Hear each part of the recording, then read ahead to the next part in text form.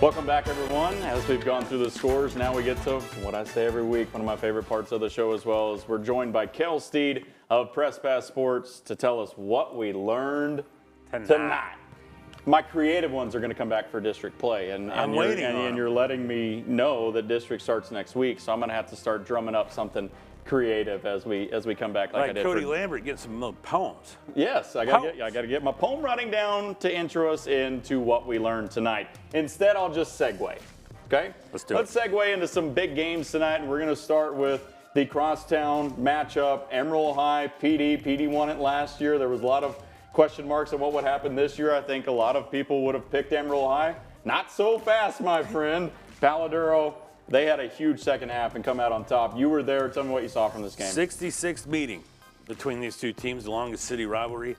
And for the first time since 2001, 2002, Paladuro Dons have won back-to-back games in the series. Yeah, Emerald High dominated 17 straight until the last 2 years. No fluke, man. This was no fluke. Paladuro was legit tonight.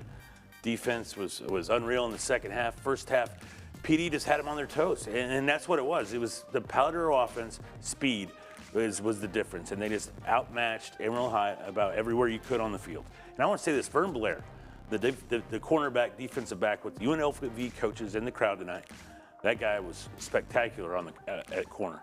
They have a lot of talent on this roster, a lot of college talent on this roster as well. And that defense, I'd have to go back and look at their total points allowed this season. It's not very much. No, and tonight I think they held Emerald High to 67 yards in the second half. Now, granted, Austin Sluter, Oliver Parsons didn't play in the second half, but don't take anything away from what Paladuro did. Absolutely. They dominated that second half from start to finish and did a very good job. Hats off to Coach Mims and those guys for getting it done for a second year in a row. In that same district, Tascosa, I mentioned it to Max, 2 narrow losses to Lubbock Cooper and Permian, but they stood right there with them last night. I thought Tascosa, though they lost to Permian, I thought it was their best game all year. I thought the offense played unbelievable. Colton Fulton had his best game to date.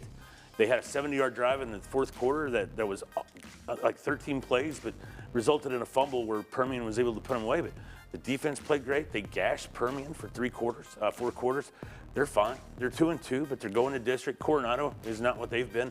I think that's a win next week. So all in all, I like the way Tascosa's playing. And Colton Fulton has shown, they don't use it much, but the ability to throw the ball when he needs to. And he did a little bit against Permian. Yeah, they aired it a little more. I'd like to see him do some more with it still. But yeah, they ran the ball so well, though. And the defense, I'm telling you, man, this Tascosa D-line and linebacker, this front seven is really good. Oh, absolutely. Another marquee matchup, or as you like to call them, big ticket matchups. Sure.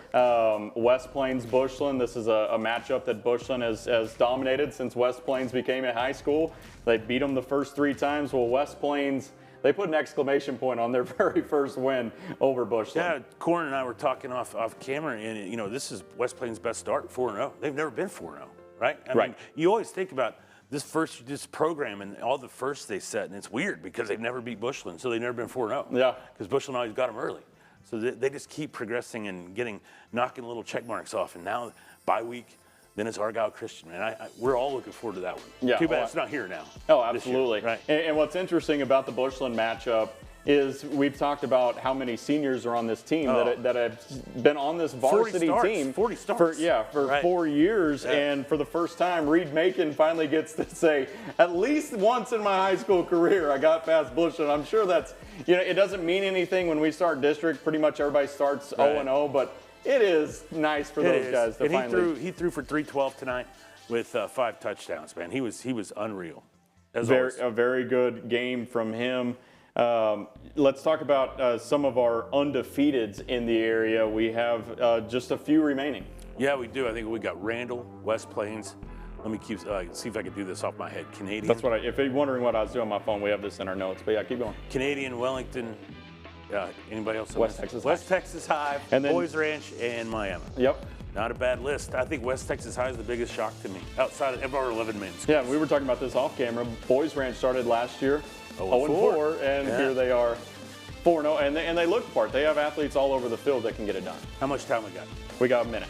Okay, I want to talk about real quick. Aaron Dunham, Chad Dunham. Actually, we have 8 seconds. Sorry.